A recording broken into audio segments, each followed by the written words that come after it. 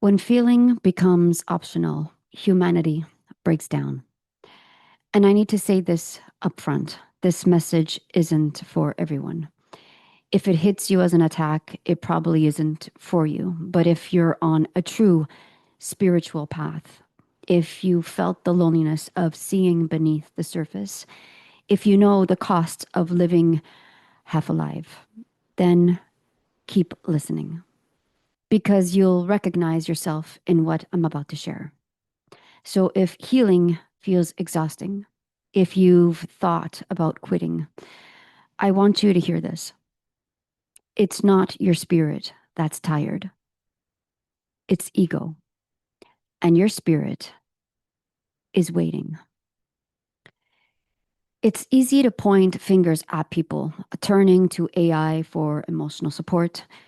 Therapists, psychologists, psychiatrists, they look at that trend and say, see how wounded people must be, choosing the illusion of empathy over real human connection. I've seen this being circulated online.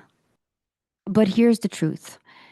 People turn to AI for comfort, not because they don't want human connection, but because the humans around them, often the very ones trained or expected to care, have failed to meet them in their depths. And I don't mean just therapists or professionals. I mean loved ones too, partners, parents, friends, teachers, coworkers, neighbors who never learned how to be fully present, how to hold conflict, and how to sit with the rawness of emotion. The truth is, no one teaches us what emotion really is. We aren't taught that energy and emotion are the same thing. We aren't taught that emotion is the very current animating our life experiences. And when we don't know how to be with it, to feel it in the body without labeling or running from it, we end up shaping our lives around avoidance. We become the cause of our own repeated experiences. Where have you held onto the what of an experience instead of feeling the energy moving through it? And what story have you told yourself because it felt safer than asking what the feeling was pointing you toward? Every effect has a cause. When something affects you, the first work is not to blame the outside, but to recognize the cause within. If you don't understand how an experience is moving through you, the energy that is trying to pass, then you hold on to the happening, the what. And when you hold on to the what, you stay on the surface. Ego hates this truth because it hears it as blame. It whispers, so you mean everything bad that happened is my fault. No, this isn't about blame. It's about power. The power to recognize that if you don't meet the energy as it moves through you, you carry it forward. You become the cause of your own effect. Not because you created the original wound, but because you refuse to understand its impact. That's why responsibility is not punishment, it's liberation. To take responsibility for how energy moves through you is to reclaim your path, your prana, your freedom. Without this, empathy itself becomes an illusion. Because if you can't witness and integrate your own energy, what you call empathy for others is only another way of avoiding yourself. So when people go seeking help, they usually go outward for answers, labels, validation.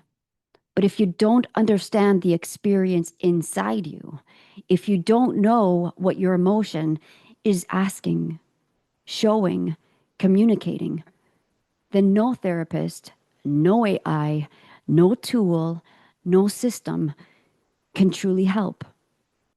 And this is where modern therapy often fails. Not always, but often. It validates the story, it validates the pain, but it doesn't guide you underneath it. And validation without understanding is just another surface layer. I experienced this myself. Speaking my story out loud for the first time gave me relief, absolutely. But when the therapist responded by validating the toxicity of my childhood without guiding me deeper, it left me with a new weight. The story, I was unloved. That wasn't the truth I needed. The truth was I had never been taught how to express or receive love. That is very different. And because I knew the difference in my body, I recognized authenticity, even when I didn't have the words for it yet. This is why people turn to AI too, not because they believe AI gives them true connection, but because they've never been shown what true connection actually feels like. If you're deeply disconnected, you can't discern the difference.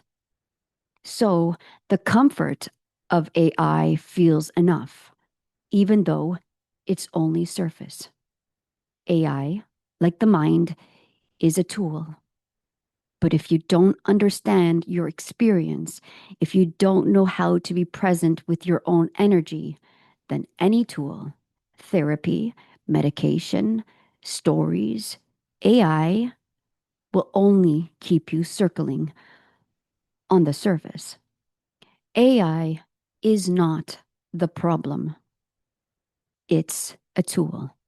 A tool can analyze patterns, a tool can structure your thoughts, a tool can save your energy for the mundane, but no tool can give you the juice, the truth, the spark that makes life alive. That part has to come from us.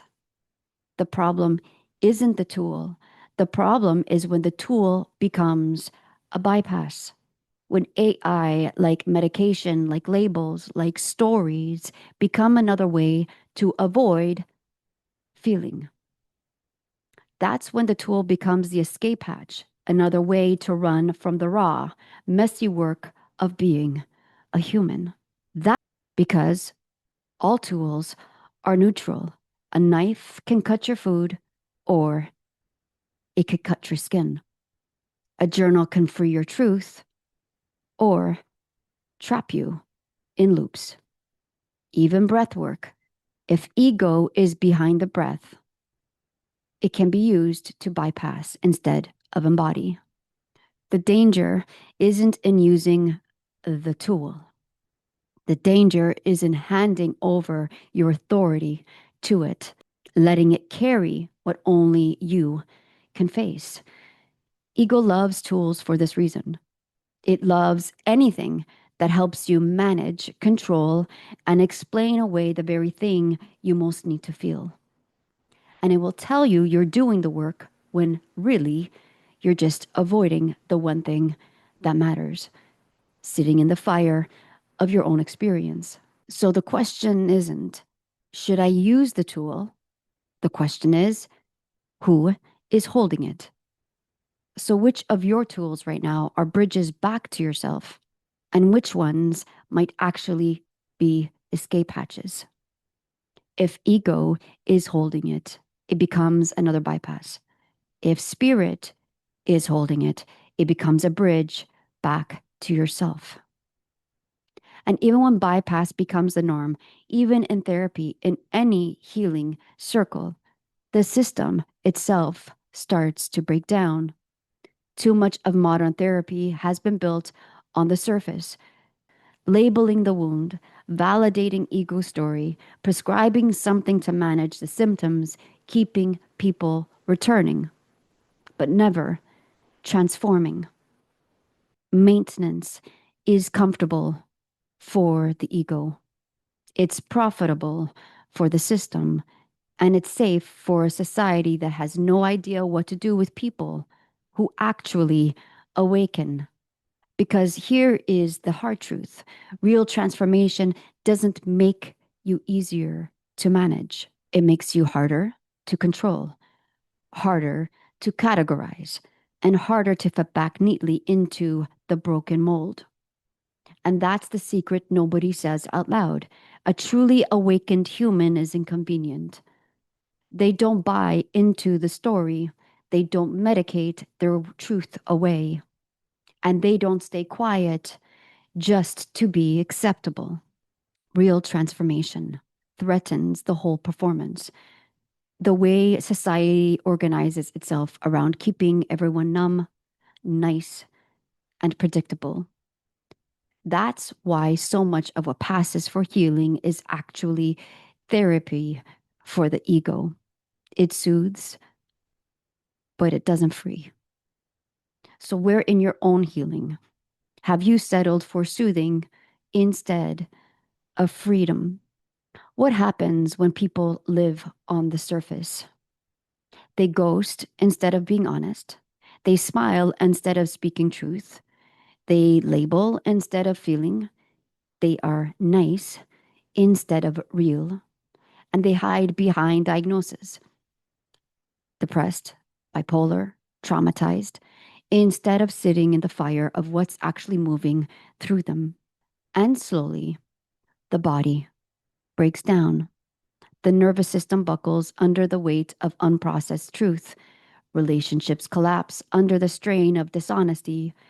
Energy stagnates, and the spirit withers. I know this because I lived it. When I began my healing, I didn't have a therapist guiding me. I didn't have a community holding me. I had my spirit and the raw pull of feeling itself. That pull is how my spirit speaks. So even without language for it yet, I gave myself space to feel what most people numb.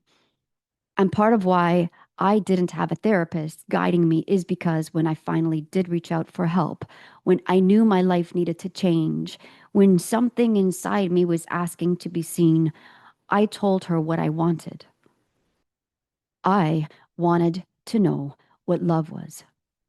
I wanted to know how to love myself, how to be kind to myself. And I believe she knew that what I was asking for was more than therapy could give me. So instead of keeping me in her office, she pointed me to yoga. She didn't give me reasons. She didn't explain. She just said, yoga will help you. And that was the greatest gift she could have given me. I tried to reach out to her later, but I never found her. I learned that she was also a yoga teacher, but I didn't know where she practices now. What I know is this: she felt me in that office. She knew what I needed. And I am so grateful. She was present with me that day.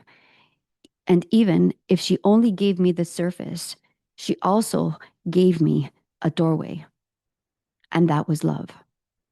And this is what I saw: the more you suppress, the more ego grips the body. Ego uses the body as its battleground, tightening, controlling, suffocating. This is why people confuse discomfort with protection. They say, I need to protect my heart. But what they're really protecting is their ego.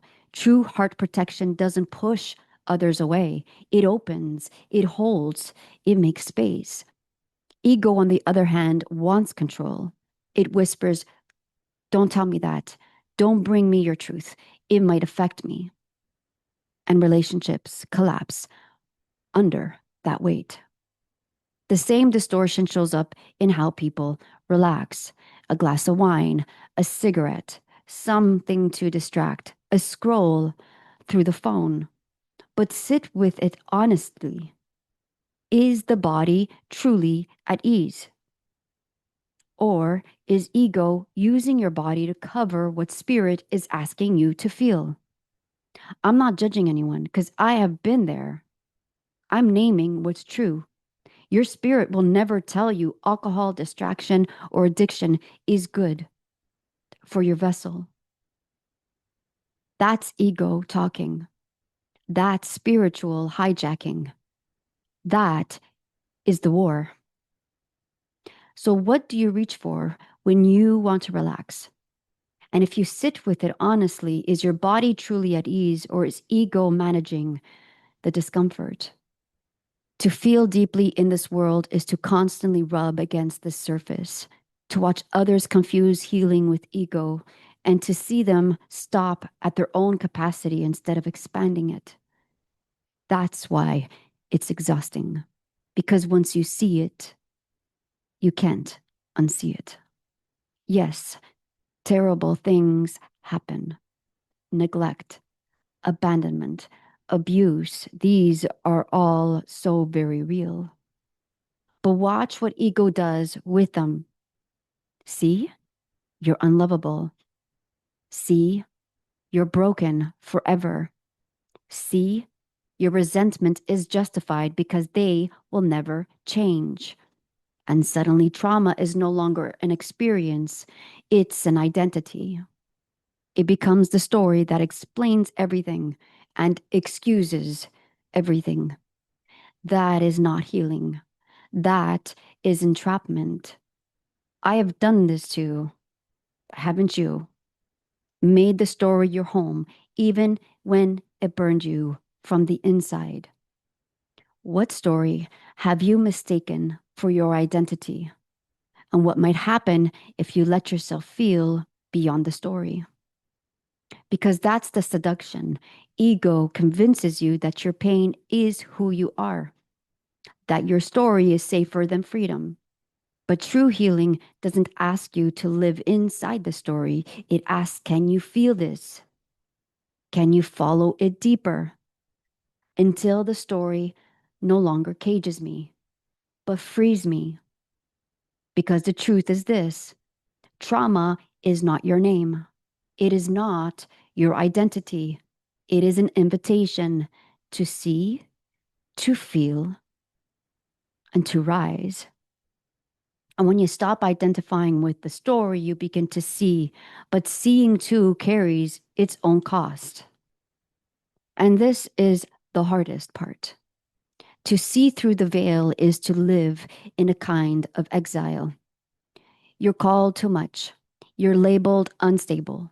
You're told you need help when all you've ever wanted is real connection. And yes, it is very isolating because most people aren't encouraged to empower their soul, only their ego.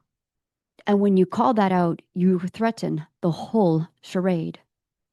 I can't count how many times I've been told, you're too much, you're too sensitive, you're too intense, you're too awake. But here is the truth.